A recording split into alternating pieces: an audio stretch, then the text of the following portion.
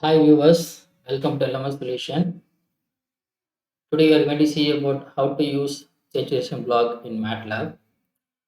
If you are watching our video first time, so kindly subscribe our channel and also click bell icon and notification button for notification about upcoming videos.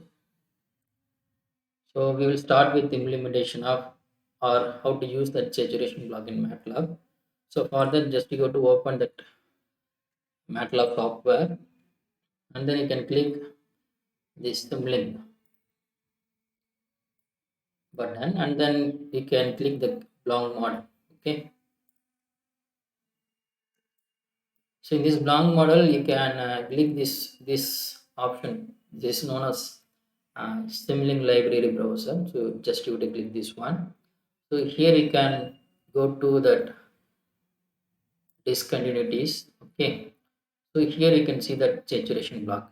Okay, just you go to track and place that saturation block in the simulink window. That means model window. So the saturation is nothing but, so we are going to pass the signal between two limits. Okay, so upper limit and lower limit. So we are going to control the input in between these two limit. For example, if the input, right, each the input is greater than some level, then output always is maintained at the upper limit we are fixing in the saturation block. If suppose the input is less than some uh, lower limit, so that means the lower limit fixed in this saturation, then output will be maintained at the lower limit. So if you want to make that the limit for that input, right, so we can use this saturation block. That means just you have to click this saturation block, right. Here you can see that it have two inputs, right, so upper limit and lower limit. So here you can fix the upper limit for your input and lower limit for your input, right.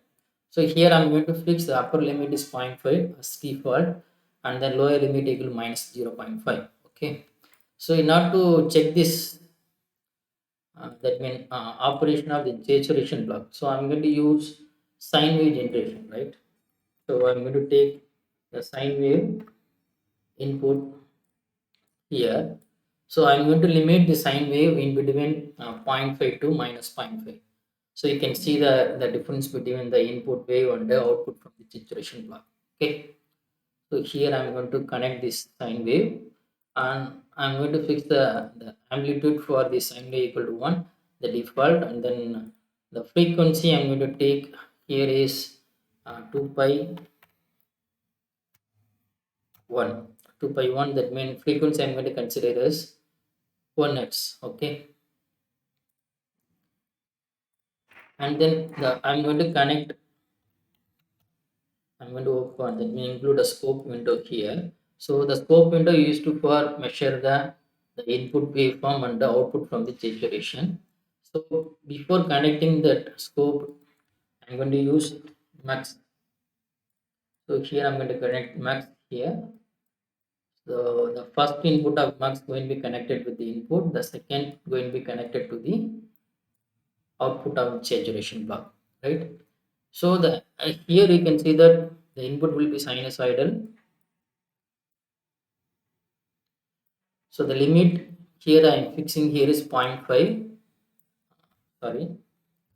So input is sinusoidal. The upper limit is zero point 0.5. Lower limit is minus zero point 0.5.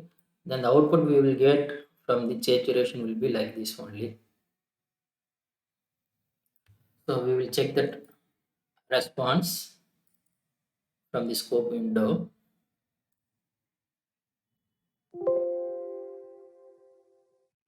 So here you can make that because we are not getting exact sinusoid, right.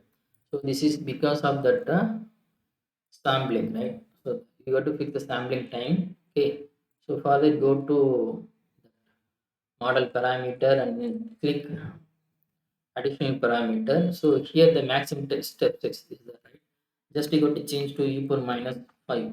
Okay, and then you can check the response now.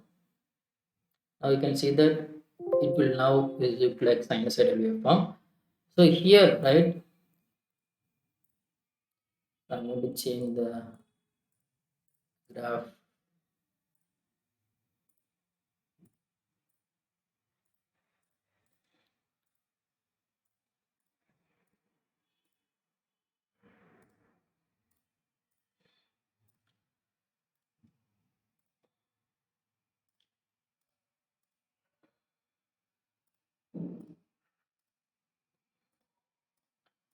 So here you can see that clear picture of that input waveform, right? So the red color, right? Red color is input waveform, input for the saturation block, and then you can see that blue color, right?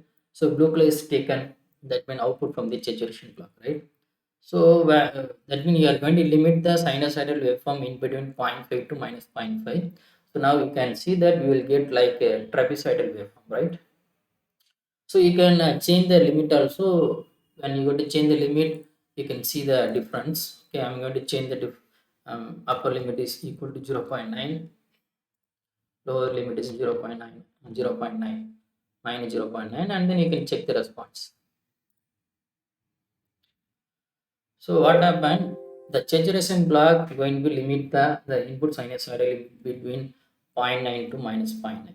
Okay. So if you want to limit the input, right, with some different upper limit and lower limit, right, so you can use this saturation block for your application, okay, in the MATLAB.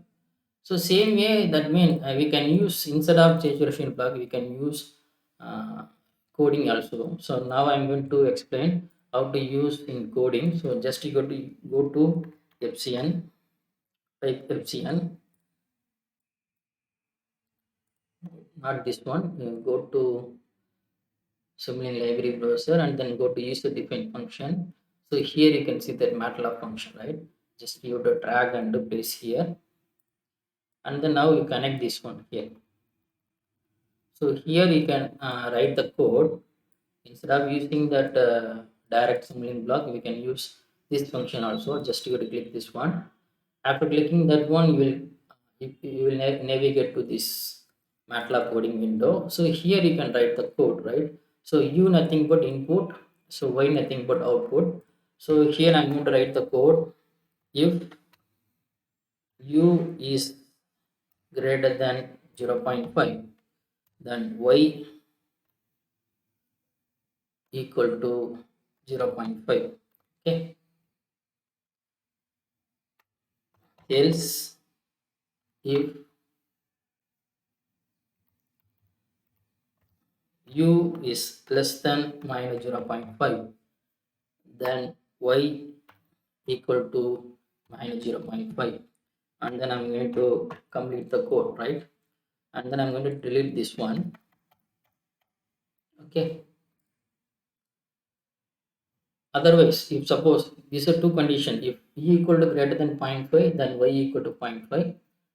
If u is less than minus 0.5, then y equal to minus 0.5. Else y equal to u. That means it should follow the input. Okay. So when the limit exit, right, upper limit, lower limit exit, then we need to apply these two conditions. Okay. This condition for upper limit condition, and this is lower limit condition. The remaining condition you have to follow the input as it is. So we will get the input to the output directly. Okay. So I am implementing this one here, and then now I am going to simulate this code. We'll check the response. Now you can see that. So we can implement the same saturation block by means of coding also, because saturation it applying the condition only, if else if condition only. So this is the code for that saturation block. So here you can vary the upper limit and lower limit. So based upon the condition, you can limit the inputs between two limits, upper and lower limit. So this is a this is working of the saturation block in the MATLAB. Okay. Thanks for watching our video. If you are watching our video first time, so kindly subscribe our channel and click bell icon and notification button for notification about upcoming video. Thank you. Thank you so much.